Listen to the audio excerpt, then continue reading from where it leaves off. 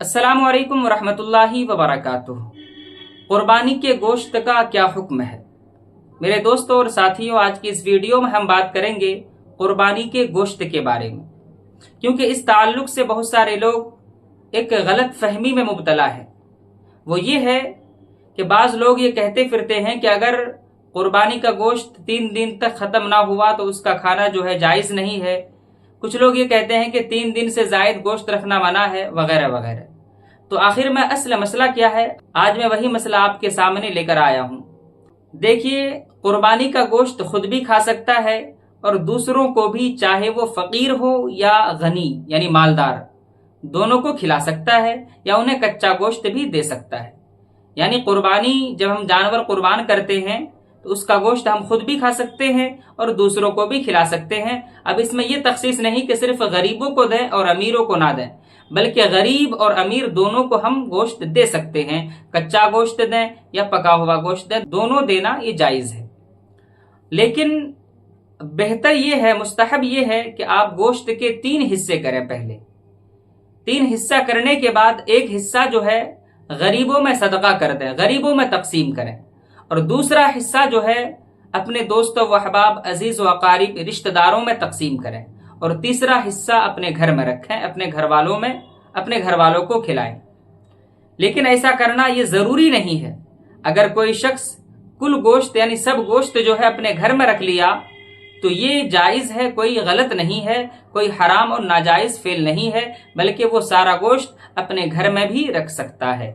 और दूसरी चीज कि कुर्बानी का गोश्त गैर मुस्लिम को देना कैसा है। तो देखिए, हम चूंकि हिंदुस्तान में रहते हैं और यहाँ के कुफ्फार जो हैं हरबी हैं, इसलिए कुर्बानी का गोश्त ऐसे लोगों को देना ये जायज नहीं है, मना किया गया है इससे।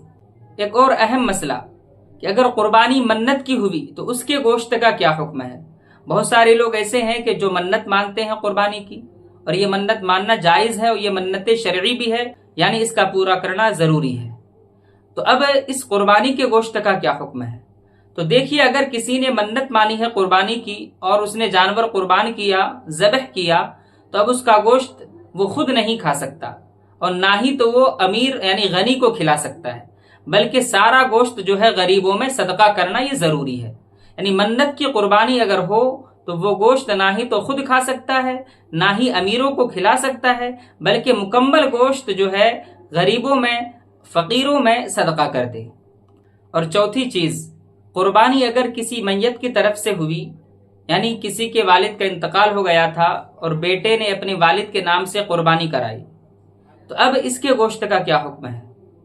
तो इसके गोश्त का यह हुक्म है कि वो गोश्त खुद भी खा सकता है, दूसरों को भी खिला सकता है, क्योंकि कुर्बानी अगरचे मैयत की जानिब से है, लेकिन ये कुर्बानी, ये गोश्त जो है खुद उसकी मिल्कियत है, और उसकी मिल्कियत होने की वजह से वो खुद भी खा सकता है, अमीर और गरीब दोनों को खिला भी सकता है।